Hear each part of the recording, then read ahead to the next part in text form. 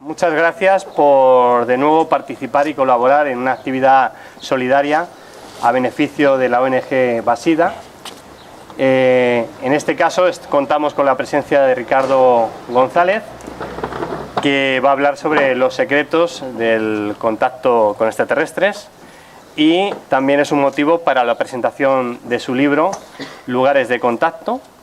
Y bueno, vamos a intentar que sea una charla amica, ¿no?, de Amigos para la Nueva Conciencia. Vamos a intentar que en este centro Eureka T sea, como siempre, una puerta abierta a todo el que intente pensar de una manera un poco diferente, que tenga un cambio de conciencia, y en un día tan indicado como el de hoy, con un partido importante en el que, pese a todo, ha acudido bastante gente. Así que la solidaridad, las acciones en conciencia siguen funcionando en Aranjuez. Así que muchas gracias, os dejo con Ricardo y que disfrutéis. Gracias. Muchas gracias. En realidad, sorprendido del apoyo de la gente, del grupo grande que se ha reunido aquí. Como dice de manera jocosa Joaquín, teniendo en cuenta que estamos en fechas de fútbol, de mundial, y que en una hora está estrenándose en el mundial España, ¿no? Pero ahora estamos reunidos por una causa solidaria. Yo estuve hoy, horas atrás, en Basida, y debo decir que me he quedado muy conmovido del trabajo que vienen haciendo hace casi ya 28 años, sosteniendo a gente que realmente necesita un abrazo, una contención, y que podamos hacer algún tipo de actividad que con un granito de arena pues aporte. Es maravilloso. Creo recordar que en la entrevista que minutos atrás me hizo Mindalia TV, aseguraba de que el verdadero camino de la conciencia no se basa solo en la meditación, en una serie de técnicas que son extraordinarias para conocernos a nosotros mismos, sino en el servicio, en cosas que sean prácticas en el aquí y el ahora. Así que quiero brindar mi reconocimiento a la labor sostenida que ha hecho Basida, y son ellos los que realmente nos inspiran para hacer cosas así. Muchas gracias a la gente de Basida. Y con Joaquín ya saben el cariño que le tengo a Joaco. Nos conocimos ya hace varios años y tengo el honor de haber sido el primer expositor en abrir las charlas de conciencia, siempre con eventos benéficos. La primera vez que hicimos una charla fue entre nosotros, aquí en Aranjuez, y fue el primer puntapié, ya que hablamos de fútbol, ¿no?, el puntapié inicial de una serie de charlas, conferencias, reuniones que se han venido realizando con distintos investigadores, periodistas, diferentes expositores, para hacer trabajos a beneficio, ¿no?, obras a beneficio. Como saben, Ricardo González, quien les habla, es peruano, vivo en la Argentina, mi esposa de hecho es argentina, viajamos constantemente por el mundo, producto de mis libros, las entrevistas, la difusión que siempre he hecho de los misterios de mi país, del Perú, y especialmente el intrigante tema OVNI, el fenómeno OVNI, y su probable vinculación con inteligencias extraterrestres o no humanas, si queremos utilizar ese término. Esta charla está centrada a mi último libro, el número 20 de mi autoría, Lugares de Contacto, cuyo porcentaje, si mal no recuerdo, son alrededor de 3 euros por 3.50 por ejemplar. Este es un gesto que ha tenido la librería, los chicos que están aquí, de cada libro que ustedes compren, 3,50 euros, ese porcentaje va a ir para Basida. Así que traten de comprar preferentemente ese libro, ¿no?, que es para ayudar. Les agradezco mucho que estén aquí. Y esta charla tiene que ver con lugares de contacto, como digo, mi libro número 20, publicado por Luciérnaga, del Grupo Planeta España. Y no sé cómo enfocar todo esto porque son 25 años de contacto, 25 años de investigaciones que va más allá de lugares especiales, lugares increíbles que conocí en el Perú, luego en casi 100 países que he recorrido en el mundo, experiencias que parecen sacadas de una historia en ciencia ficción. Me es complejo saber por dónde empezar. Así es que propongo hacer esto. Haré una pequeña introducción de qué se trata el libro, por qué estoy aquí, en qué ha consistido mi experiencia, cómo se ha desarrollado mi experiencia de contacto, y luego de ello pasamos mejor a un coloquio, a un conversatorio, a una charla, que creo que lo va a hacer mucho más rico, ¿les parece? Yo tengo 44 años, espero aparentar menos. Nací en Lima. Cuando estaba en el colegio, en los Hermanos Maristas, un colegio, como ustedes podrán imaginar, bastante católico, ortodoxo, romano. No se me hablaba de estos temas del misterio ni del fenómeno ovni. Si la profesora o el profesor preguntaba: González, ¿usted qué cosa quiere ser de grande?, yo no levantaba la mano y decía: quiero ser contactado con extraterrestres o periodista del fenómeno de los ovnis o del misterio. No, yo quería ser músico. Mi interés siempre fue el arte. Cuando terminé el colegio, mi padre, que era un funcionario importante del Seguro Social del Perú, en el departamento de informática, me dice: todo fantástico con tus deseos del arte, de la música, porque me gustaba pintar, dibujar, tocar el piano, pero tienes que tener una carrera, así es que estudia algo. Decidí estudiar mercadotecnia, administración de empresas, nada que ver con lo que estoy haciendo ahora. Entre tanto, había seguido música con una conocida pianista limeña, Concho Leví de Staffs. Pero de un momento a otro, tanto la música como mis proyecciones en el mundo empresarial, yo empecé trabajando como representante médico en un laboratorio internacional. Creo que la profesión, el oficio se conoce en España. Cambió todo 180 grados. Como había comentado Mindalia TV en las preguntas que me hicieron momentos atrás, había tenido avistamientos y experiencias que no podía explicar de niño, y luego estas experiencias se incrementaron en la adolescencia. Así es que empecé a investigar el tema desde la adolescencia. Empecé a dar conferencias comentando mis primeras investigaciones, mis testimonios, tanto lo que me ocurrió a mí como a gente muy cercana, compañeros del colegio, compañeros del barrio, gente que fui conociendo en algunos lugares de Lima que también habían vivido las mismas cosas imposibles. Nos íbamos de campamento, siendo muchachos entre 18 y 20 años, a las montañas de Marcahuasi, a 4.000 metros de altura, en los Andes, al desierto de Chilca, un lugar muy famoso aquí en España, a raíz de los libros de Juanjo Benítez, JJ Benítez, un querido amigo, para mí, el más grande investigador de habla hispana de todos los tiempos del fenómeno ovni. Así que iba a esos lugares a investigar, a experimentar lo imposible. Y la gente en Lima, ustedes saben que en Perú, en Sudamérica, somos muy conservadores, pensaban que yo formaba parte de una secta.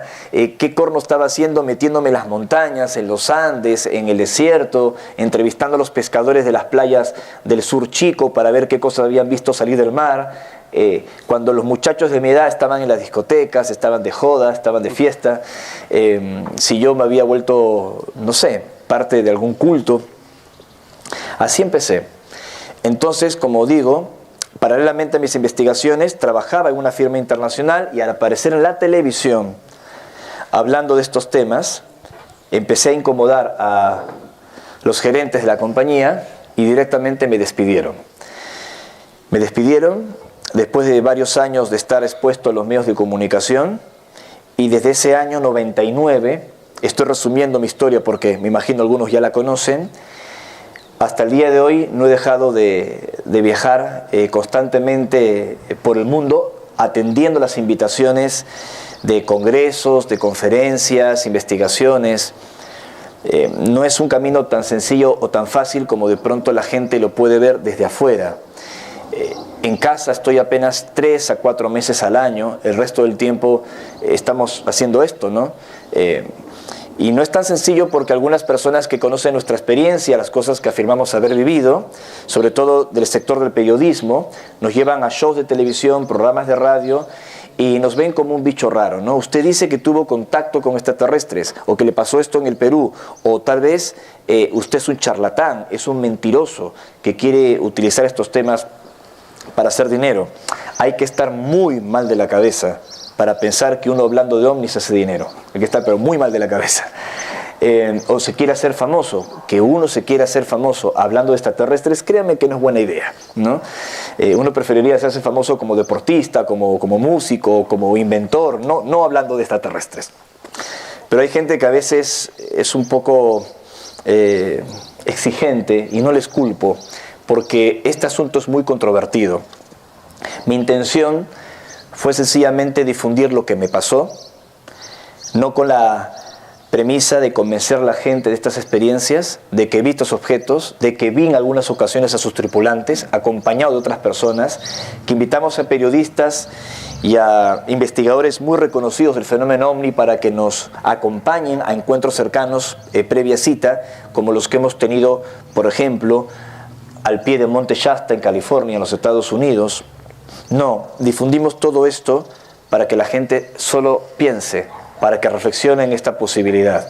Soy uno de tantos testigos de contacto que decidió volcarse al camino de la investigación, porque así fue mi génesis cuando era adolescente, porque creo que es la única manera de tener los pies en la tierra y de invitar a que las personas, como digo, reflexionen.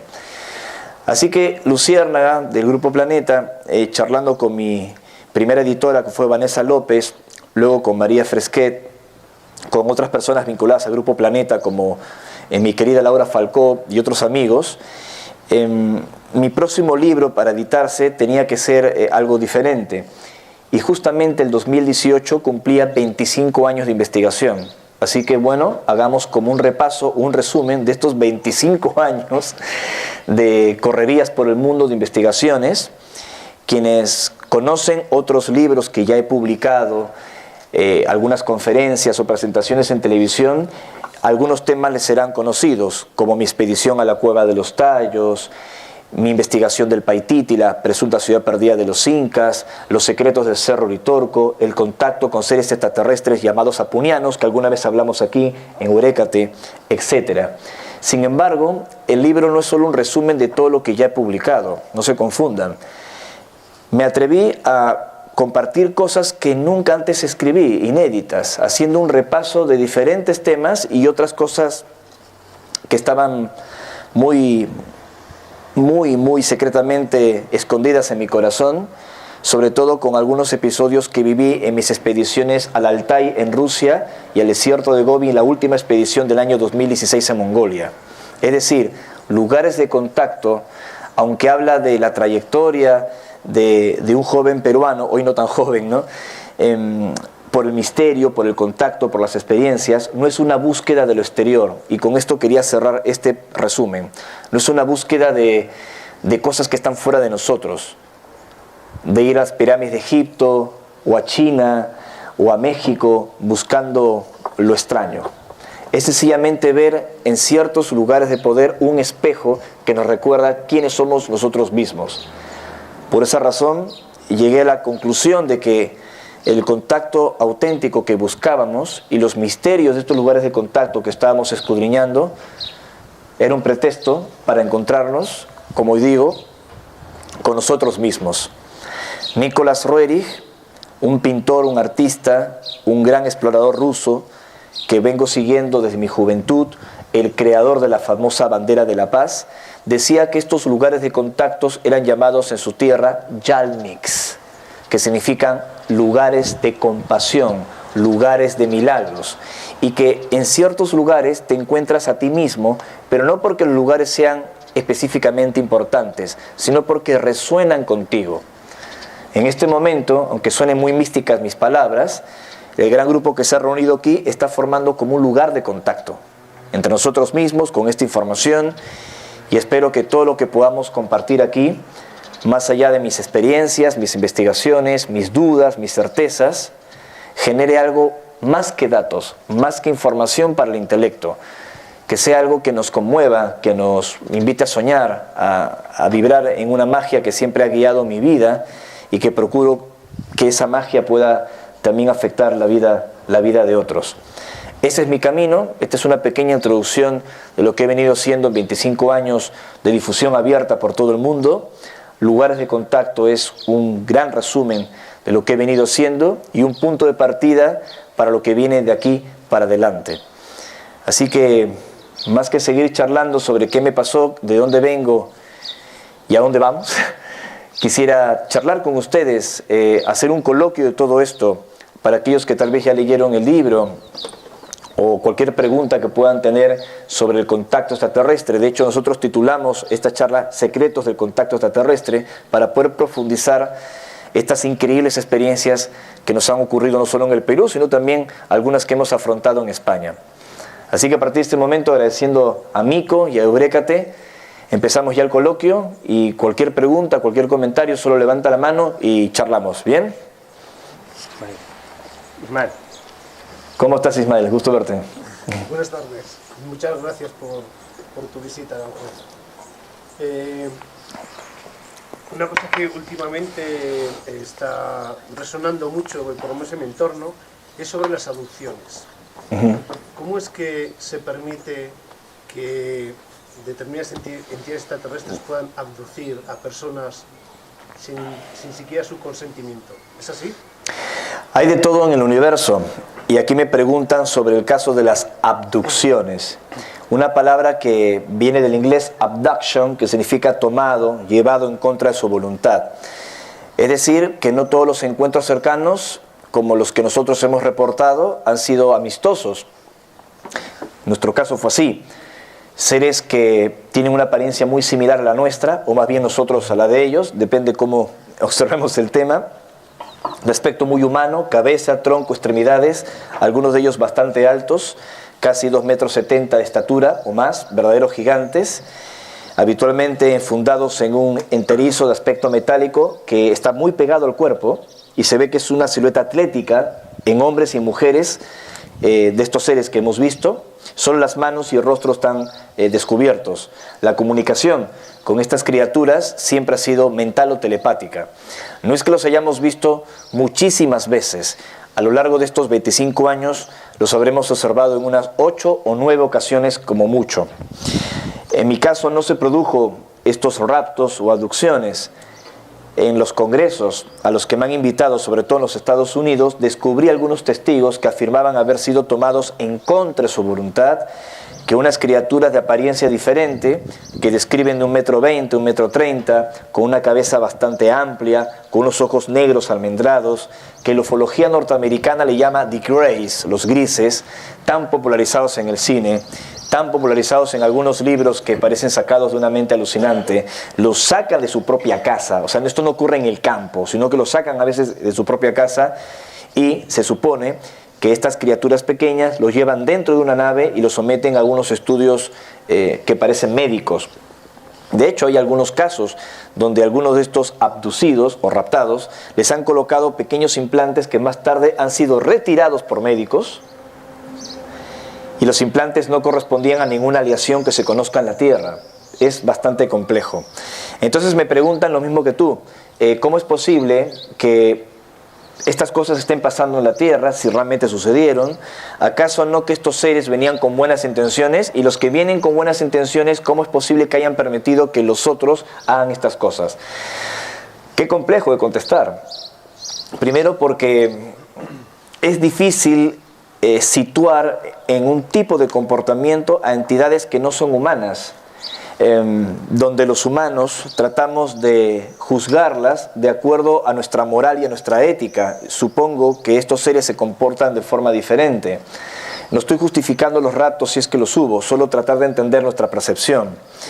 Lo que sí podría decir es que los seres que están más cercanos a la humanidad, lo que hemos aprendido, los seres que tienen mayor interés en acercarse a nosotros de manera respetuosa, han intentado minimizar o evitar el comportamiento de otras criaturas extraterrestres que podría ser agresivo para nuestra experiencia. Lo que sucede es que esas criaturas a las que se atribuye las famosas abducciones ya estaban aquí. Ya estaban aquí. No es que venían de otros lugares y cruzaron un supuesto cordón de protección para hacer estas cosas. Muchas de ellas ya estaban aquí y fueron activadas aquí. Al menos lo que han transmitido algunos testigos en sus abducciones.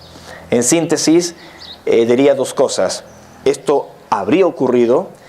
Hay de todo en el universo, seres con las más variadas intenciones, pero de acuerdo a lo que he observado en congresos, en testimonios, en investigaciones, estos casos de raptos y abducciones ya no se están reportando estos últimos 10 o 15 años, como sucedía con mucha virulencia en los años 70, los años 80. Por alguna razón se ha reducido bastante. Es más, en los congresos de los que participo, cuando se comentan casos de abducción, son personas adultas que recuerdan casos viejos que ocurrieron hace 20 o 30 años. Es más, y disculpen si me estoy extendiendo, en un congreso en Laughlin, en Nevada, muy cerca de Las Vegas, estuve con Travis Walton. No sé si lo recuerdan aquí en España. Travis Walton fue el protagonista de una de las películas de abducciones más famosas de todos los tiempos, Fire in the Sky, Fuego en el Cielo. Y Travis Walton contó en el congreso, y yo tuve la oportunidad de compartir la mesa con él, que la película mintió. Todo lo que muestran de que los extraterrestres lo golpean, lo lastiman y que se lo llevaron varios días, ese enfoque de terror de Fire in the Sky fue una exageración. Lo que dice Travis Walton es que él se acercó en esos años 70 en un bosque en Arizona con sus compañeros leñadores a un objeto anómalo que estaba flotando en el bosque. Imprudentemente al acercarse, el campo de fuerza, según él, del objeto lo repelió hacia atrás, cayó, y sus compañeros obviamente se asustaron, salieron todos rajando, corriendo, y un compacto haz de luz lo toma, una luz sólida, compacta y coherente, lo levanta, lo lleva dentro del objeto, y en el objeto lo sanan, lo curan, por el impacto que había significado la energía del ovni, del campo de fuerza. Muy diferente a lo que mostraron en la película. Y él, ya entrado en años, dicen que a mí me lastimaron, pero en realidad lo que hicieron estos seres fue sanarme luego del impacto de energía del objeto que yo quise tocar. Qué diferente, ¿no? No se crean todo lo que vean en el cine, y mucho menos en algunas películas que se encargan de sembrar miedo a la gente sobre el contacto extraterrestre. Pero reitero, hay de todo en el universo. ¿Alguna otra pregunta? Sí, dime. Gracias. Una manera de contactar que tienen estos seres de otras dimensiones, de otros planetas, ¿puede ser a través de los sueños? Sí, una forma de contactar podría ser también a través de los sueños. Yo considero que sí. Dentro del mundo paranormal siempre se ha estudiado lo que se llama la proyección de la conciencia.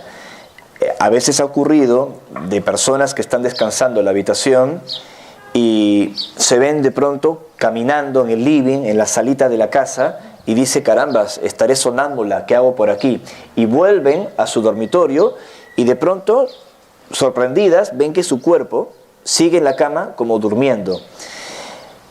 En el mundo esotérico se le llama viaje astral, ¿no? De astro, de otros planos o dimensiones, a la presunta facultad que tiene el ser humano de proyectar sus vehículos sutiles o su conciencia fuera del vehículo físico, fuera del cuerpo que todos conocemos. Hay todo un debate, incluso en las neurociencias, en psicólogos, si tenemos o no estabilidad, si realmente existen otros cuerpos sutiles como se ha creído desde siempre en la India, si es solo una proyección mental de la conciencia, pero como fuese, hay casos muy concretos de proyectistas que se han trasladado hacia otro lugar y han descrito lo que han visto y luego han podido cotejar sus observaciones.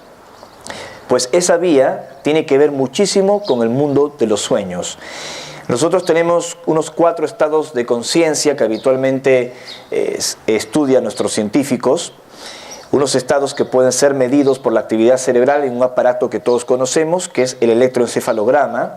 Cuando una persona está activa, conduciendo un coche está activa, se encuentra en el estado beta. Cuando se empieza a relajar, se encuentra en el estado alfa, de pronto una meditación. Sin embargo, si está meditando o ha cerrado los párpados y cantan los pájaros, los escuchas, estás relajado pero los escuchas, estado alfa. Pero el estado teta es diferente, con H en el medio, por cierto, para que no suene una mala palabra, ¿no? En ese estado hay menos ciclos de actividad cerebral y entras casi en un trance. De pronto dejas de escuchar los pájaros, pero ya en el estado delta ingresas a un momento mucho más profundo. Y en ese momento es cuando se producen los denominados viajes astrales, de acuerdo a ciertos estudios esotéricos. En ese contexto se han producido muchos de los encuentros cercanos de algunos testigos. Y en el estado alfa es donde algunos canales o contactados han recibido comunicaciones telepáticas de los extraterrestres. Así que en diferentes estados cerebrales es como diferentes diales de una radio donde uno puede conectar con distintas experiencias. La respuesta es sí. El mundo de los sueños es un atajo a encuentros cercanos, no físicos, pero tan reales como los que llamaríamos materiales. Es una puerta de contacto también. ¿Alguna otra pregunta? Dime, María Ángeles. Mira, quería saber si nos podrías compartir, si es que ha sucedido. ¿Se oye igual? Hay una anomalía electromagnética con ese micrófono. No te preocupes. Bueno, es igual, yo hablo alto. Sí. Decía, no sé si nos podrás compartir, si es que ha sucedido, que hayas recibido algún mensaje de qué manera los humanos, los de la piel, podemos comunicar el mensaje de los hermanos mayores, y si existe alguna fórmula, digamos, para aquellos que tenemos algún interés en que la conciencia humana se abra y podamos aumentar la masa crítica, podamos transmitirlo. Bueno, hay muchas personas que han vivido experiencias increíbles de contacto o que se han comprometido con estas revelaciones y de pronto de investigar, de observar, de investigar, dicen yo quiero pasar al frente y quiero tratar de contribuir en la difusión de estas cosas. Yo siempre trato de desanimar más bien a las personas que de la noche a la mañana quieren abandonarlo todo y dedicarse a la difusión de estos asuntos, porque es un camino bastante duro, bastante difícil, y cuando trato de desanimarlas es para que se fortalezcan en su decisión. Y si deciden investigar el tema OVNI o cualquier tema afín a lo que es el despertar de conciencia, de que no estamos solos en el universo, de que existen otras realidades, todo lo que estamos hablando aquí, eso requiere mucha disciplina, mucha vocación, porque te enfrentas a un escenario de bastante crítica, de mucho escarnio, de mucho debate, porque como ya dije es un asunto controvertido. Entonces cuando tus intenciones, y esto sonará muy místico, pero es lo que pienso, tus intenciones son puras, hay algo entre comillas, que se organiza para que tu trabajo, tu difusión pueda llegar a las personas que tengan que llegar. Es decir, no hay fórmula, sino una intención pura de hacerlo. Creo que es así como se va gestando. Pero solo decirle a las personas que se interesan en la difusión de estos temas, tomar estos asuntos con mucha responsabilidad, con bastante disciplina, con mucha rigurosidad en la información, y saber por qué se están embarcando en esta tarea. Ahora, por último, diré que la manera de contribuir en la difusión de estos asuntos no es solo organizando conferencias, publicando libros o apareciendo en medios. Hay muchas maneras de hacerlo. Uno puede estar de pronto tras bambalinas y organizando cosas, o de pronto a través de una labor de servicio haciendo cosas maravillosas que no necesariamente tienen que ver con la difusión abierta y conocida de estos asuntos. ¿Entiendes? Como que todos formamos parte de un equipo donde tenemos múltiples funciones y uno tiene que ir encontrando en dónde puede sumar, en dónde puede hacer lo que tiene que hacer. Se basa de una decisión. Como dice la antigua filosofía china, los grandes caminos empiezan con un primer paso. Muy bien, ¿algún comentario más? ¿Alguna pregunta? Me voy a adelantar una pregunta. Sí. Que te la han planteado en varias ocasiones y tú también, en el último libro también hablaste de ello. ¿Nosotros somos ellos? Tan temprano me tienes que complicar el panorama. Creo recordar que en la anterior reunión que tuvimos aquí, hace 2 años, ¿puede ser? 2 años. Hace 2 años, que fue una reunión muy curiosa porque estábamos charlando justamente sobre el contacto extraterrestre, sobre uno de mis libros, Los extraterrestres del planeta Apu, donde hablo justamente de lo que Joaquín me pregunta, ahora lo voy a explicar mejor. Se produce un avistamiento, o sea, estamos aquí y aparece un objeto como si fuese una pequeña esfera blanca, que al principio quienes lo observaron dijeron se tratará de un globo, ahora que hay muchas confusiones con los proyectos de Google Loom, si están al tanto, pero no, aquello era otra cosa. Los satélites no se ven a pleno día, como ustedes saben, ni volando tan bajo, atravesando las nubes, yendo en contra del viento. Fue filmado, fue filmado. Si ustedes lo buscan en YouTube, van a ver que estoy hablando acá, estamos charlando el contacto extraterrestre y varias personas lo observaron y lo llegaron a videograbar. Está a cierta distancia, pero está clarísimo con los filtros. Y en ese momento, justamente cuando aparece ese ovni, objeto volador no identificado, vamos a llamarlo así, está hablando del contacto con estos seres que se mostraron ante un grupo de campesinos, de pastores en los Andes peruanos.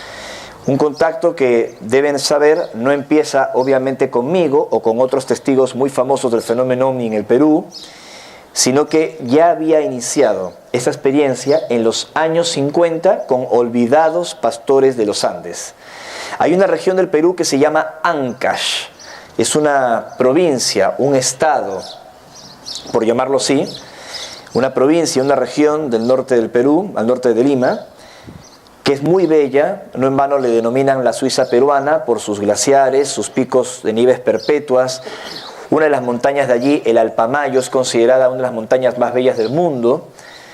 El Nevado Huascarán, que tiene unos 6.768 metros de altura, es la montaña más alta de los Andes peruanos. Pues bien, en esa región, como decía, un grupo de campesinos y de pastores vieron unos seres altos de aspecto nórdico, como los que describí momentos atrás, que surgían en medio de las montañas. No es que estos seres bajaban en las aldeas de estos campesinos, sino que contactaban con algunos pastores que se habían alejado de las aldeas y se encontraban pastando su ganado en las altas mesetas, a unos 4.000 metros de altura. Estos campesinos, según lo que pude investigar, tuvieron un gran impacto al encontrarse con esta gente, con estos seres, quienes lograron ganarse la confianza de los hombres andinos, de comunicarse en su idioma natal, el quechua, ya que estos seres tienen la capacidad de aprender nuestros idiomas, y cuando los campesinos les preguntaban ¿de dónde vienes, hermano? Caruchu Huasiqui Huauque, ¿no? ¿De dónde vienes, hermano? En quechua, ellos le contestaban, venimos de las montañas. Venimos de las montañas. Más allá de que su origen sea extraterrestre, estos seres tendrían sus bases, sus instalaciones en el corazón de algunas montañas andinas, como el citado Huascarán. Y ustedes sabrán, sobre todo los amigos de España que han visitado el Perú o han ido al Cusco, que hay un culto mágico a las montañas que se llama el culto a los apus. Apu en quechua significa protector, señor. Entonces estos seres eran llamados protectores, señores, los apus, porque venían de las montañas, que asimismo las montañas en el incanato y las culturas pre-incas se llamaban apus, porque eran los protectores, los señores. Uno va a visitar el Cusco y están con un chamán, y el chamán toma las hojas de coca y las sopla, observando las montañas que se encuentran en el Cusco, y dice Apu Ausangate, montaña Ausangate, y sopla la hoja de coca, hace como un ritual para pedir una protección a los espíritus de la naturaleza. Les cuento todo esto porque es así como surge el término apuniano. No es un término New Age, como se dice los arturianos, los pleiadianos, no, es apuniano porque se trata de criaturas relacionadas con las montañas, con los apus. Lo inquietante de todo esto, que tiene que ver con la pregunta concreta que me hace Joaquín, es que un grupo, no todos, un grupo de estos seres imposibles, de estos apunianos, de estos extraterrestres gigantes, se identificaron como descendientes nuestros. Extraño, ¿no? Se identificaron como descendientes de astronautas humanos que viajaron al espacio. Una locura. La información la obtuvimos en un encuentro cercano que sucedió en estas montañas, exactamente en el valle de Yungay, el 12 de abril del año 2015. Los apunianos que son más bajos en estatura, los que miden 1,85 m, 1,90 m, son descendientes de humanos. Los que miden 2,50 m, 2,70 m son de linaje puro extraterrestre, aunque de apariencia humanoide como la nuestra, pero mucho más altos. Una mujer que dice llamarse Ivica, o se presenta con el nombre de Ivica, que mide aproximadamente 1,90 m de estatura, se presentó como descendiente de astronautas humanos que viajaron hacia Alfa Centauro para buscar un exoplaneta. En realidad hay 3 exoplanetas aptos para la vida en esa región que se halla emplazada a unos 4 años luz de distancia de la Tierra, para que el ser humano pueda sobrevivir, pueda perpetuarse, ya que la convivencia en la Tierra se había vuelto insostenible por nuestras guerras, el mal manejo de nuestra sobrepoblación en la Tierra, la administración de los recursos en nuestro mundo, y por si ello fuera poco, un incidente de origen cósmico que afectó el hemisferio norte y empujó a una masiva migración hacia el hemisferio sur, a tal punto que las grandes lanzaderas espaciales, como la que se encuentra en Cabo Cañaveral, en los Estados Unidos, fueron reconstruidas en el desierto de Atacama, en Chile. Una película de ciencia ficción. Dijo esta mujer extraterrestre, aunque de descendientes humanos, que el lugar que eligieron otros científicos fue Alpha Centauri porque allí la vida podía progresar, y que cientos de astronautas humanos viajaron en una fecha que todavía no ha ocurrido en nuestra línea de tiempo, sino que esto sería en el futuro, ¿se entiende? Habrían viajado hacia Alpha Centauri, habrían colonizado esos mundos, donde ya se encontraban otras colonias de origen extraterrestre de aspecto humano, se habrían mezclado entre ellos, y luego de un tiempo lograron la manera de viajar a nuestro pasado para advertirnos a nosotros, sus tatarabuelos o bisabuelos, de un incidente que puede ocurrir. De esta situación del viaje en medio de una crisis de emergencia en la Tierra. No porque ellos quisieran evitar el viaje, evitar que los humanos colonicen Alpha Centauro, sino minimizar, transformar, modificar las condiciones de emergencia que obligaron a que el ser humano pueda viajar al espacio, abandonando a los demás a su suerte. Básicamente esa es la información, que es digna, como digo, de una película o para encerrarme a mí en un manicomio. Sin embargo, estos seres dijeron que los científicos más importantes del mundo iban a hablar sobre todo esto y que yo diera a conocer esta información, y me la jugué. Obviamente no tengo mucho mérito en habérmela jugado, porque no tenía duda alguna luego de haberlos visto y que me hayan contado todo esto. Así es que publiqué este libro que presentamos anteriormente en Eurécate. La historia de los apunianos también la comento en Lugares de Contacto. Lo publiqué en julio, si mal no recuerdo, del año 2015, pero ya en abril, luego del contacto del 12 de abril de 2015, había participado en algunas entrevistas en Lima, en México, con algunos periodistas sobre estos temas hablando del asunto. Y bueno, la controversia estaba servida. Y cuando se cumplió un año de ese contacto, exactamente el 12 de abril del año 2016, cuando se cumplió un año de la advertencia de esta mujer, Ivica, Stephen Hawking, lo recuerdan, considerado el científico más importante de este tiempo, en ese momento el más importante del mundo, da una conferencia de prensa en Nueva York, en el One World Trade Center, este gran edificio que se construyó luego del incidente de las Torres Gemelas en Manhattan, y al lado del importante inversor y impulsor de la tecnología, Yuri Milner, del impulsor también y creador de Facebook, Mark Zuckerberg, si mal no pronuncié su apellido, creo que debe ser de origen alemán, supongo. Todos ellos dieron una conferencia anunciando de que el ser humano tenía que buscar un nuevo hogar en el espacio y que ese lugar ideal era Alpha Centauro. Anuncia un proyecto de enviar unas pequeñas micronaves, utilizando la nanotecnología, unas micronaves impulsadas por rayos láser del tamaño de una SIM card, esa que ponemos en el teléfono móvil, para ser lanzadas a Alpha Centauro, a esta región donde está próxima Alpha y B Centauri, y encontrar los mundos ideales para que en un futuro ya puedan llegar no nanosondas, sino naves tripuladas. Luego, Stephen Hawking dobló la apuesta y en futuras entrevistas y en documentales, incluyendo un documental en la BBC de Londres, dijo que a la humanidad le quedaban 100 años. 100 años, que es nada. 100 años para ya tener todas las vías de mudanza a otros mundos. Es decir, lo que los extraterrestres nos anunciaron el 12 de abril del año 2015 y que obviamente nos criticaron muchísimo porque sonaba a un desvarío, una locura.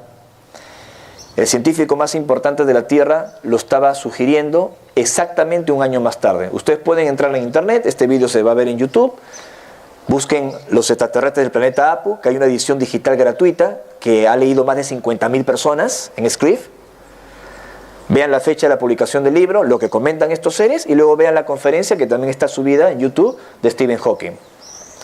No creo que sea yo un Nostradamus que anticipó lo que iba a decir este científico, ni que el científico haya leído mis libros. Obviamente es una advertencia real, así nos cuesta aceptarlo. Tenemos que cuidar la Tierra y es probable que un grupo, no todos, un grupo de los seres extraterrestres que están contactando a tantos testigos en el mundo, seamos nosotros en el futuro.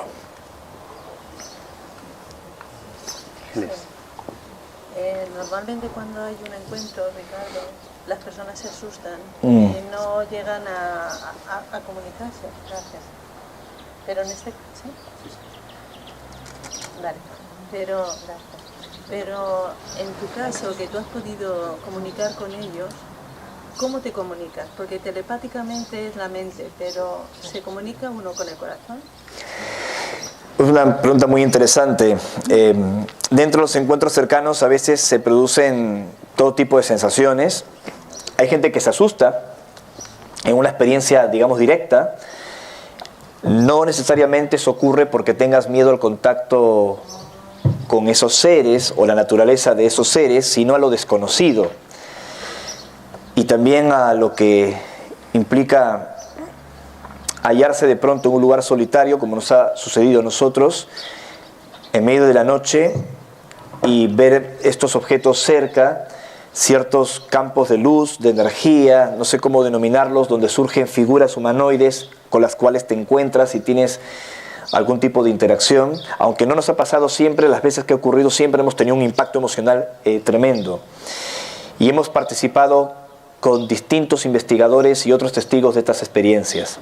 La comunicación, como ya dije, siempre ha sido mental, no porque estos seres no puedan hablar nuestros idiomas o los puedan aprender. Pero más allá del tema mental, telepático, del encuentro cara a cara con estos seres en nuestro plano físico, se produce algo superior, increíble, que te deja una huella tremenda en el tiempo y podría estar relacionado a tu planteamiento de ese impacto en el corazón. Toda experiencia que sacude tu psiquis sacude tus emociones. Todo aquello que sacude tus emociones tiene una implicancia en lo que los humanos llamamos el corazón, y eso obviamente nos ha ocurrido. He notado, y es una observación personal, que cuando estás más calmo en estas experiencias de contacto, estos seres, y me refiero a los que tienen una cierta ética o interés de interactuar con nosotros de manera positiva, se acercan. Pero cuando estás nervioso, nerviosa, con muchos miedos, y el grupo que intenta el contacto disonante, ellos más bien se alejan, como que se le muestran las intenciones de ese grupo de seres. Y las experiencias a lo largo del tiempo lo que van generando en tu persona es una búsqueda, un cambio, aunque algunas cosas no las puedas entender como quisieras. Sí, la respuesta definitiva es que el contacto interior, el contacto del corazón, es una llave y al mismo tiempo una puerta cuando te enfrentas con lo desconocido. No solo con el asunto de los ovnis y el contacto extraterrestre, sino con cualquier cosa que llamemos desconocido. Yo le llamo el corazón, pero no sé si el término que estoy empleando sea correcto. Me refiero con lo más profundo de un ser humano, con el interior. Y esa comunicación es la innata, la eterna, la que prevalece a través del tiempo. Creo que funciona así, aunque no sabemos cómo funciona, solo ocurre, sucede.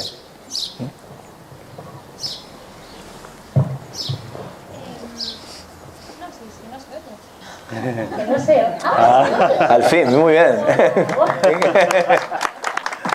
Muy bien. Es que me interesa mucho el idioma. Ok. Y como eso tiene que... Micrófono firme. Vale, que me había emocionado. No, pues esto que cómo profundizar, porque a mí también me gusta la música y cuando yo te he escuchado y he escuchado a Sol, ¿no? me entusiasma. Y creo que se podrá, de alguna manera, profundizar, porque yo te he escuchado decir que alguien valoró a nivel, ¿no?, que profesionales han estado viendo, ¿no? Esto de los paquetes de mensajes, que todo aquello, que sí. Eso me fascina. ¿Y cómo poder seguir esa pista? Bueno, Gracias. gracias a ti. El término IRDIM se hace muy popular en el contactismo argentino a mitad de los años 80 aproximadamente, cuando un grupo de testigos de contacto acude a una localidad que se llama Capilla del Monte, en el corazón de la Argentina, la provincia de Córdoba. Allí hay unas sierras hermosas donde destaca el Cerro Uritorco, que es una montaña de casi 2000 metros de altura. De hecho, yo vivo allí, mi esposa y yo nos mudamos al pie de este cerro, que es un lugar que nos encanta, mágico, una naturaleza bellísima. Y en la zona norte del Cerro Uritorco se encuentra una formación muy curiosa que recuerda a las montañas que hay aquí en España, especialmente Montserrat o el Torcal en Málaga, ¿no? Unas formaciones muy especiales, que me recuerda lo que me dijo alguna vez un chamán cusqueño. Allí donde veas formaciones curiosas en la roca que han sido moldeadas por la naturaleza, es una huaca, término peruano quechua que significa lugar sagrado. Y bueno, Los Terrones es el lugar que estoy mencionando, en la parte norte del macizo del Uritorco, donde un grupo de testigos de contacto empezaron a cantar unos mantras, unas palabras de poder, en un lenguaje cósmico denominado IRDIM, que en algunas ocasiones precedía la aparición de unas luces anómalas que se cree eran entidades, unas entidades de luz que se comunicaban con los testigos y en varias ocasiones han sido fotografiadas. Un contacto que, como menciono, estalló en los años 80. Entre los testigos más importantes se hallaba el sanador argentino, un osteópata, el doctor Ángel Cristo Coglanes, que lamentablemente falleció en el año 89, una muerte violenta, asesinado, en un caso bastante complejo y todo, ¿no? Pero esos contactos con estos mantras no empiezan en Capilla del Monte, se hace conocido en el entorno del Cerro Uritorco, como ya dije, en los años 80. Sin embargo, estas palabras extrañas, curiosas, las veo surgir en el contactismo norteamericano de los años 50. Palabras que no significan nada en apariencia, que eran cantadas por algunos testigos de contacto como una forma de armonización de los grupos en salidas de campo para enfrentarse a estas luces o estos encuentros cercanos. Confieso, a pesar de mi amor por la música, que al participar de grupos de contacto y ver que se hacían mantras o se cantaban ciertas palabras, yo casi salgo corriendo. Pensé que me había metido en algún culto religioso, en una secta. Obviamente, yo luego de participar tantos años en los Hermanos Maristas y cantar con la guitarra canciones vinculadas a Cristo y todo esto, ver que se hacía algo similar como los campamentos cristianos con los extraterrestres me parecía de muy mal gusto. Y aunque hay algunas de estas cosas, de combinar lo religioso con el fenómeno ovni, que me parece que es muy peligroso, en mi opinión, también debo admitir que había sido muy exigente, que estaba equivocado al subestimar el poder de ciertas palabras, de ciertos mantras y sonidos que pueden no precipitar el contacto. El contacto lo precipitan básicamente ellos. Ellos son los que controlan, los que deciden en qué circunstancias se van a mostrar. Hay gente que me dice, si me hago vegetariano, me visto de blanco y medito todo el día, ¿van a aparecer? No lo sé. Tú debes preguntarte si a estos seres les interesa tener contacto contigo. Y si lo tuvieses, tendrías la cordura de compartirlo abiertamente, más allá de lo que piensen tus vecinos en Aranjuez, la gente en tu trabajo, tu esposa, tu esposo, tus hijos. No es sencillo. Habitualmente nosotros cuidamos nuestro confort y nuestro entorno social, ¿vale? A veces es bueno hablar de estos temas en una charla, pero es muy diferente ensuciarse los zapatos e involucrarse. Yo estaba equivocado. Así que empecé a investigar profundamente estos lenguajes en IRDIM. Los viví intensamente con mi esposa Sol. Y siendo yo músico y mi esposa Sol, como saben, cantante, con una larga trayectoria en el teatro musical en Argentina, con shows en la India, en México, en varios países, decidimos unir nuestros talentos, si se puede decir así, y crear un proyecto sin fines de lucro como es Mintaca. grabamos varios discos, algunos en español, como el disco Humano o el disco Hipercubo, recientemente lanzado en Argentina, que habla sobre estos temas, música moderna, electrónica básicamente, pero que habla sobre estos temas del contacto, de la conciencia. Pero también publicamos 3 discos con mantras en Yiddish.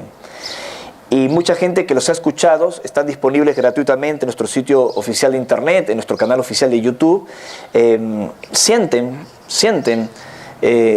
Perciben que esos sonidos y esos mantras los conectan con otros estados de conciencia. Yo no lo puedo explicar. Hasta me preguntan, ¿estaba en 432 hercios? No, están afinados en 440 hercios. Más allá de la discusión si una frecuencia es más elevada que la otra, creo que esas palabras y la composición han conectado con muchas cosas, con muchos de nosotros. Para poner un ejemplo que grafique mejor el fenómeno del Yiddish y de estos mantras y el contactismo, voy a citar 2 casos muy curiosos. De acuerdo a Paola Harris, la ex asistente de J. Allen Hynek, el decano de la ufología, el episodio que aparece en la película Encuentros cercanos en la tercera fase, donde unos pobladores del norte de la India, si mal no recuerdo, de Dharamsala en el film, escuchan como un sonido del cielo. ¿Lo recuerdan? Entonces llegan los investigadores y ven a todos los hindúes que estaban cantando na na na na na na na na na na, y les preguntaban ¿por qué están haciendo ese mantra? Porque escuchamos un sonido que venía del cielo. Entonces se presenta en un congreso, una especie de conferencia de investigación en el film, y deciden vamos a recrear este sonido que estaban cantando en la India con un sintetizador, ¿no? Con estos aparatos electrónicos que emulan algunos sonidos. Si mal no recuerdo fue con un sintetizador ARP. No sé si fue el modelo 2600 y alguien me puede corregir en los comentarios en el vídeo de YouTube. Tal vez fue el ARP 2600 y la tonalidad era tan tan tan ton ton, que cada vez que vengo a España, a otros países, y me entrevistan en la radio, me la ponen de introducción, ¿no? A mí o cualquier estudioso de estos fenómenos. Bueno, según Paola Harris, ese fue un caso auténtico. No ese sonido, no esa melodía, no como se presentó en la película, pero sí Hynek había encontrado casos donde los testigos habían escuchado sonidos en el cielo que procedían como si fuese un lenguaje musical de estas naves. Hay una canción que a mí me encanta muchísimo, de una película, no del tema ovni, sino más histórica, como es Gladiador, no sé si la recuerdan. Una película que a mí me encantó porque más allá de la acción se hablaba mucho del honor, de la vida después de la vida, muy interesante, hermosa. Y en esta película hay un soundtrack hermoso que lo hace Hans Zimmer, un músico que yo vengo siguiendo de hace mucho tiempo, desde su época en el electropop británico y luego como compositor de música de películas. De hecho, él es el compositor de Interestelar, una música preciosa, y él hace el soundtrack de Gladiador. Y llama a cantar el tema principal a una cantante de origen australiano, la cantante de Dead Can Dance, algo así como La muerte puede bailar, Dead Can Dance, Lisa Gerrard. Y ella canta esta canción de Gladiador que todos conocen, tan, tan, tan, tan. ¿Recuerdan más o menos cómo es la melodía? Y cuando le preguntaron a Lisa Gerrard en qué idioma estás cantando, ¿no? Hasta confundieron esa canción como autoría de Enya, que es otra cantante, y no, era Lisa Gerrard. ¿En qué idioma estás cantando? ¿En hebreo? ¿En arameo? No, en ningún idioma. ¿Cómo que en ningún idioma? A mí, desde que tengo 12, 13, 14 años, me llegan unas palabras que no significan nada y las canto y las entono. No significa aparentemente nada, como el Yiddish. No digo que sea Yiddish, como el mensaje del Yiddish, de que no tienes que concentrarte en lo que significa la palabra. Solo te concentras en la vibración de la palabra. Y curiosamente, esa canción de Gladiador es considerada uno de los soundtracks más bellos de todos los tiempos, ¿no? No por casualidad. Así que si todo esto sirve para englobar el poder del sonido, su vinculación con experiencias de contacto, lo que hemos vivido en Capilla del Monte y también el proyecto que creamos con Mintaka, con mi esposa Sol, creo que está claro, ¿no? ¿Y en España hay alguien que lo siga? Yo por ponerme en contacto y hacer música. Bueno, pueden cualquier persona, yo sé que hay grandes músicos en España que están haciendo música, vamos a denominar experimental, de conciencia. Creo que deberían intentarlo, ¿no? Si aquí hay músicos, hay cantantes que quieren intentar hacer música diferente, está bien. Nosotros en la Argentina descubrimos que hay muchos músicos que hacen unas canciones preciosas, aunque con una connotación más de la India, con instrumentos más típicos de Oriente Medio, música más folk. Vimos que había un vacío enorme a hacer música más cósmica. Poca gente hace música cósmica. Habitualmente cuando se hace música de conciencia se utiliza una tendencia más como nativa, que a mí me encanta, ¿no? Entonces tratamos de combinar una música más cósmica con algunos sonidos naturales, tambores nativos, y crear este proyecto, ¿no? De hecho, nuestros discos son muy diferentes. Algunos son muy electrónicos, con letras en español, otros tienen otras melodías, otro color, algunos son más para meditar, otros son más para cantar. Nos hemos permitido sacar ya 5 discos, ¿no? Que son diferentes, y lo menciono para la gente que está viendo el vídeo, que se pueden escuchar todos nuestros discos abiertamente y gratuitamente en nuestro canal de YouTube. Ponen Mintaca en YouTube y lo van a encontrar. Así que ustedes también inténtenlo, ¿no? Leonor. ¿Cómo estás, Leonor? Te quiero preguntar una cosa. Cuando nosotros vamos a los lugares estos de contacto, de poder, yo creo que todos vamos con una ilusión, ¿no? De una expectativa, a ver qué vemos, a ver si sentimos algo, a ver si se nos aparece algo. Entonces, por lo menos a mí me pasa eso, y creo que a la mayoría de las personas. Después ocurre que, bueno, hay personas que ven algo, otros no vemos nada, y entonces es un poquito de decepción. Pero lo que yo he observado es que aunque no hayamos visto nada, se siente un bienestar, una alegría, un contento, un bienestar. Algo que ha ocurrido, que yo no sé lo que es, pero no sé si tú nos puedes decir algo de eso. Bueno, me ha pasado a mí, por ejemplo, en España con Monte Perdido. Monte Perdido siempre obtuvo mi atención desde los primeros viajes que hice a España. Se hablaban de muchos lugares de contacto, de poder especiales que tiene tanto la península ibérica como las Canarias, pero había como cierto descuido de investigar, de acercarse a esta región del Pirineo. Y estuve muy atento a eso hasta que finalmente, si mal no recuerdo, en el año 2014 hicimos el primer encuentro con gente de distintos lugares de España y de Europa en esta región de Monte Perdido, ¿no? Esta región española del Pirineo. Si mal no recuerdo, creo que pertenece a Huesca, si no estoy mal ubicado. Una zona preciosa, increíble, que fuimos a investigar previamente con unas confirmaciones escandalosas de fenómenos anómalos en el lugar, incluyendo un avistamiento muy claro de un objeto que arrojó como un campo de luz que cayó sobre mí y sobre otros 3 testigos en ese momento, y esto nos dio un gran impulso para hacer estos encuentros. Entonces, yo soy consciente que cuando convocamos a estos congresos al aire libre o seminarios al aire libre de 2-3 días en el campo y en lugares de poder, muchas de las personas que vienen a veces me ven como una patita de conejo de que si está Ricardo allí los extraterrestres van a bajar, ¿no? Y no tiene que ver necesariamente conmigo, sino con el trabajo del grupo, del equipo, de las personas que estén allí. Pero lo que sucede es que casi siempre que hemos ido a ese lugar, a Monte Perdido, algo ha ocurrido. O avistamientos o experiencias de índole mental telepático que le ha pasado a buena parte del público asistente. También ha sucedido que a algunas personas de pronto no les ha sucedido nada concreto, nada extraordinario, y decían, ¿cómo no me ocurrió lo que le pasó a un grupo grande en el año 2015? Que creo que de todas las reuniones que hemos tenido hasta el momento, Monte Perdido fue una de las más importantes por la claridad de los avistamientos, objetos volando bajo, no sé cuántos éramos, 170, 180 personas, fenómenos visibles en tierra como una especie de neblina brillante que fue envolviendo a las personas, con casos de proyección de siluetas luminosas caminando entre la gente. O sea, fue tan contundente de que se fue corriendo la voz, se publicaron informes y ahora todo el mundo quiere participar de estas cosas, ¿no? Y me dicen, ¿volverá a ocurrir lo de 2015? No lo sé, no lo sé.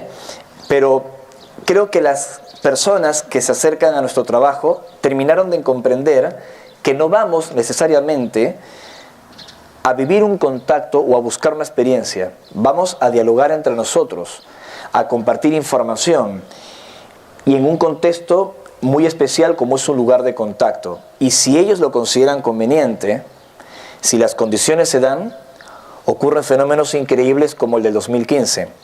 Justamente fue ese año donde menos expectativas pusimos. Fue donde fuimos con menos pretensiones de vivir algo, es donde más ocurrieron cosas, ¿no? Así es que a los que nos van a acompañar ahora en este quinto encuentro en Monte Perdido, vayamos solo a compartir entre amigos y ellos dirán. Rosamari. Hola. Oye, ¿qué nos puedes decir de los discos solares? Oh, eso puede terminar en una conferencia. A ver, ustedes saben que en el Perú hay una leyenda muy especial, una leyenda andina, que habla de un objeto de poder. Así como en Europa se suele hablar del Santo Grial, y algunos suponen que la copa que habría tenido Cristo está emplazada hoy en Valencia, o se habla del Arca de la Alianza, que no se sabe si quedó en Tierra Santa, oculta en alguna galería subterránea, si fue desplazada de Etiopía o si está oculta dentro del monte Oreb en el Sinaí. Yo también investigué en su día todas estas cosas. Hay objetos de poder y objetos extraños por todas partes, con unas leyendas que lo sostienen, como esta leyenda peruana que estoy mencionando del Coricancha, del Templo de Oro del Sol. Las propias crónicas de la conquista española mencionan que un disco como de oro se encontraba colgado en el testero del templo principal de los incas, que incluso todavía existe, lo que queda del templo, está en la Avenida del Sol, en la ciudad del Cusco, y allí se ha construido el convento Santo Domingo, manufactura española. Es un sincretismo de las antiguas paredes incaicas con la construcción propia de la conquista. Donde está ahora el altar de la iglesia, es típico, ¿no? La extirpación de las idolatrías que se hacía en la conquista, donde había un templo antiguo de los incas, se destruía y se ponía una cruz. Pues donde está el altar principal, se cree que allí estaba el gran disco solar, como una cara enorme que representaba a Taita Inti, el Padre Sol, la deidad solar cósmica de los incas. Y según la leyenda, este disco fue tomado por la conquista. Dice la tradición, una de las versiones, que fue derretido para llevarse más oro a España. Como ustedes saben, mucho del oro y de la plata que llegó a Europa proviene de la conquista del Perú, hace unos 500 años aproximadamente.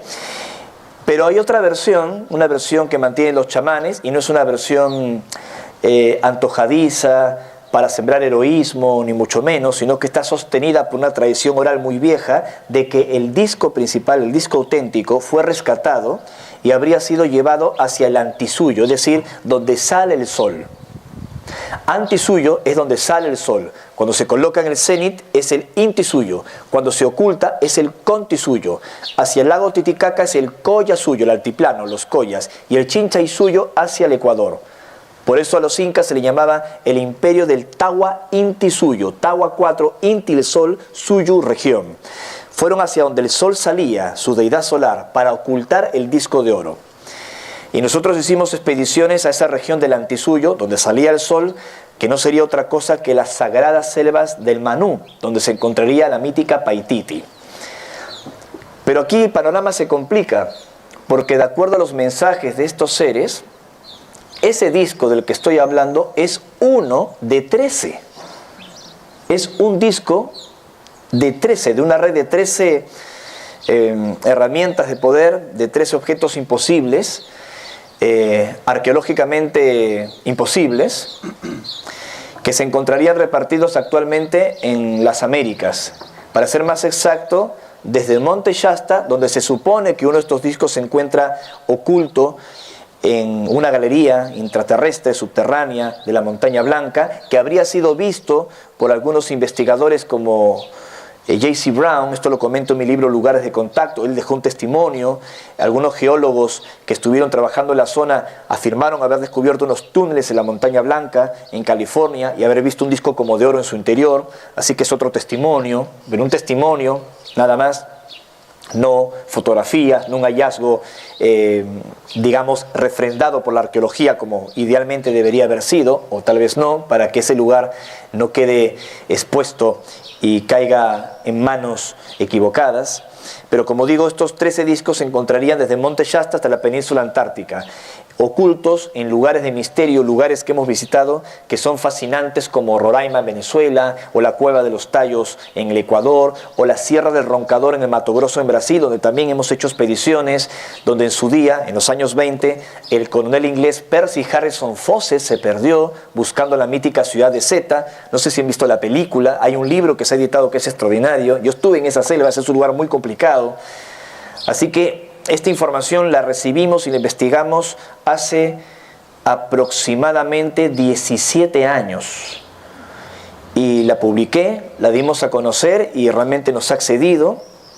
Muchos grupos vinculados al fenómeno OVNI y vinculados también a tendencias más New Age, más místicas, hablan sobre todo esto. Tratan de investigarlo, algunos hasta exagerando cosas. Ahora algunos han dicho que hay 33 discos en el planeta, lo que me parece que es una esquizofrenia total. Pero bueno, la cuestión es que esta es la información original que recibimos, y aunque no hemos visto físicamente estos discos, yo confío en lo que estos seres nos transmitieron, en las leyendas de los ancestros, y todo en su momento saldrá a la luz. Por último diré, bueno, ¿cuál es la función de estos discos? Según el conocimiento y las fuentes que tenemos al respecto, funcionan como unos amplificadores de la energía planetaria. Ustedes saben que hay como un anillo, como una serpiente, que va rodeando cierto sector de Asia, entra por el norte de Norteamérica, va cruzando las costas de las Américas hasta dirigirse hacia la Antártida. Si pueden dibujar el mapa en su cabeza, se le llama el anillo de fuego, y concentra más del 80% de la actividad telúrica y sísmica del mundo. Es decir, la mayoría de terremotos, erupciones volcánicas, todo lo que pasa en el planeta ocurre en ese sector. Y según los chamanes, esa serpiente, que en esoterismo algunos llaman el despertar de la Kundalini, la serpiente emplumada, dirían tal vez los chamanes mayas, está más activo en su espinazo oriental, si vemos el planisferio como yo lo estoy visualizando ahora, ¿vale?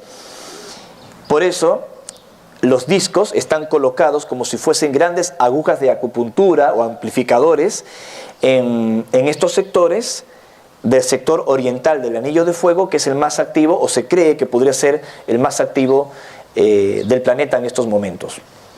Tal vez los ancestros lo sabían. Yo creo que ellos no colocaban menhires o rocas como las famosas esferas de Costa Rica, solo como un adorno en el jardín. O sea, tenían otras funciones más allá de su carácter votivo. Y esto como peruano lo conozco muy bien, ¿no? Hola, Ricardo. Muy bien. Yo quería preguntarte, a lo largo de todos estos años de experiencias, de contactos, bueno, me imagino que uno va adquiriendo ya la experiencia que te proporciona ese tipo de acontecimientos, ¿no? Y de alguna forma como que te vuelves un interlocutor válido, ¿no? Porque, digamos, cuando se repiten tantos contactos es porque para ellos es un interlocutor válido. Yo creo que la pregunta es, ¿alguna vez te han facilitado información que te han pedido que no hicieras pública? ¿Tienes algo guardado ahí? Le has dicho que no lo cuentes. Con un sí o un no.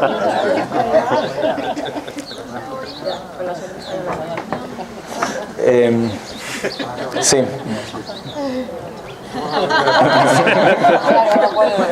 ¿Hay alguna información de esa que te hubiesen dicho que no, o sea, que has hecho pública después de pasar años, que ya has hecho pública ya? Sí.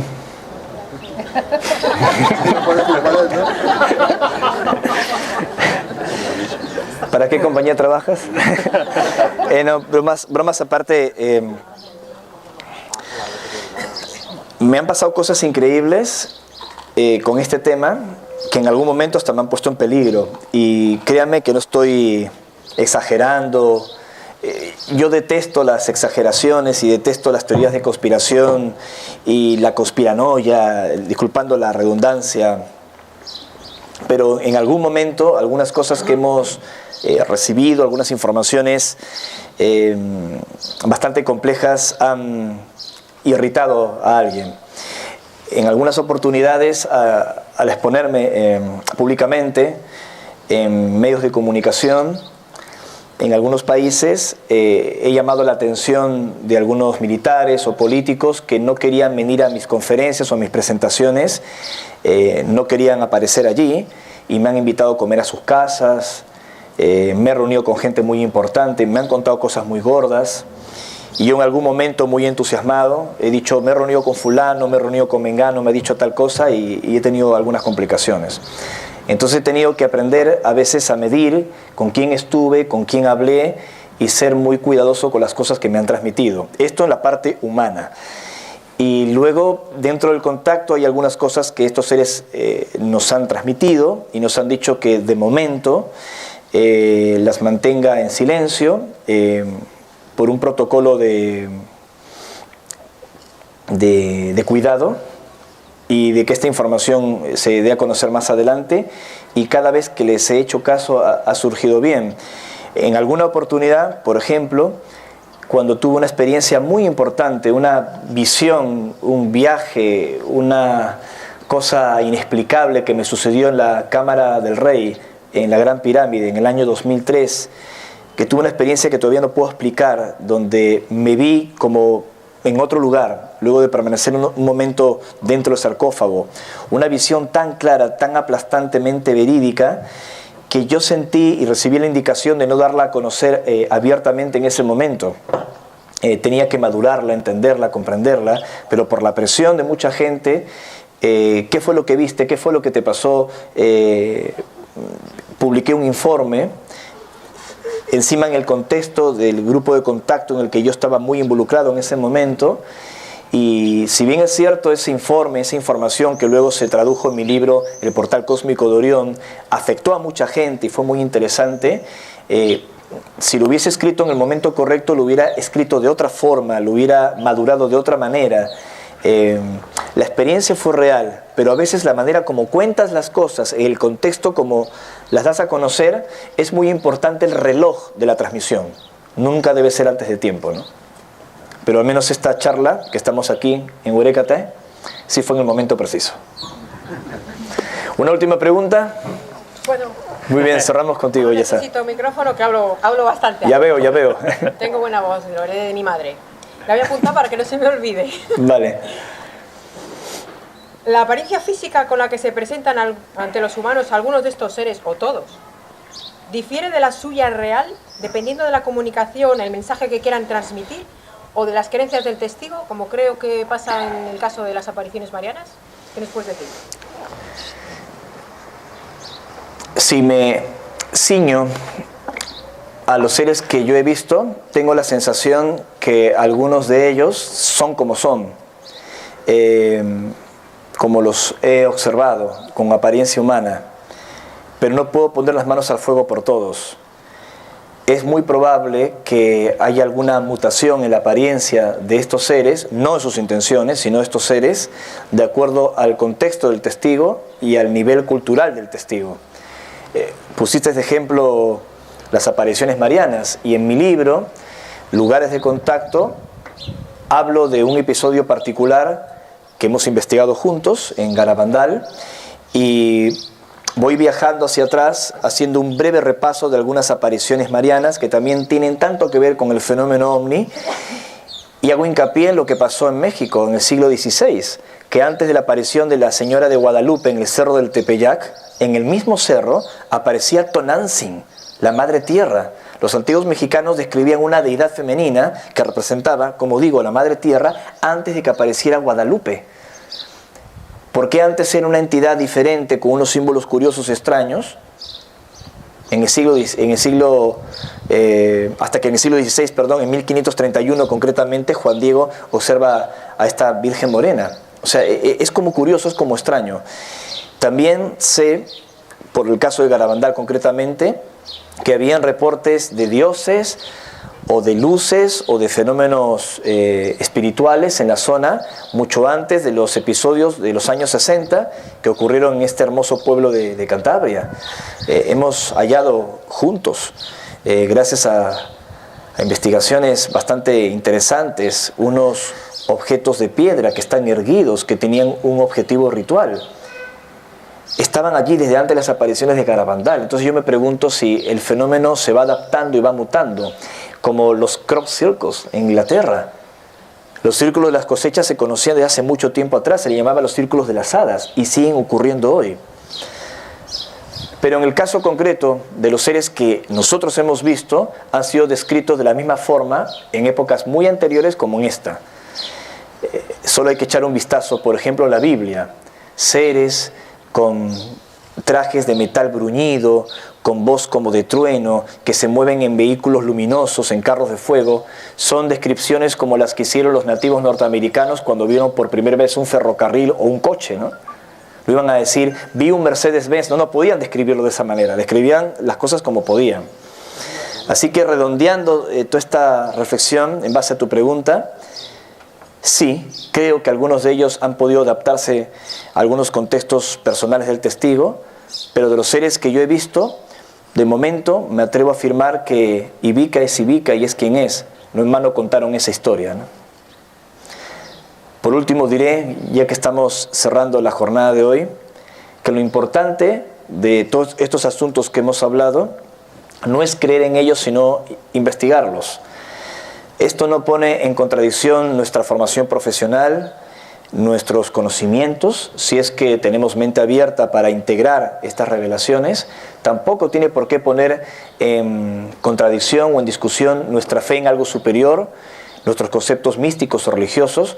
Creo que todos estos temas nos amplían la conciencia y debería hacer de nosotros mejores seres humanos. No crean ni una palabra de lo que he comentado, investíguenlo, vivan sus propias experiencias, y se pueden colaborar con lugares de contacto para ayudar a Basida, se los voy a agradecer mucho. Muchas gracias.